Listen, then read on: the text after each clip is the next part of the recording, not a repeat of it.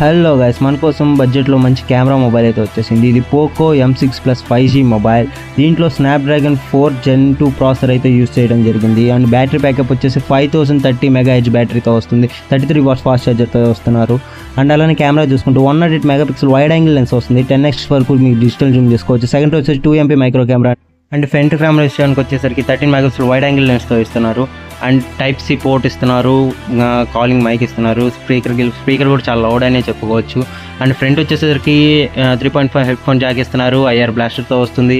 And అలానే display విషయానికి వచ్చేసరికి 6.7 LCD డిస్ప్లేతో వస్తుంది. అండ్ 120Hz రిఫ్రెష్ రేట్తో వస్తుంది. 550 nits పీక్ బ్రైట్నెస్తో ఇస్తున్నారు.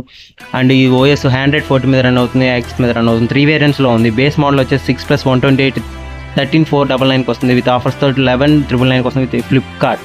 Please subscribe RK Telugu tech channel.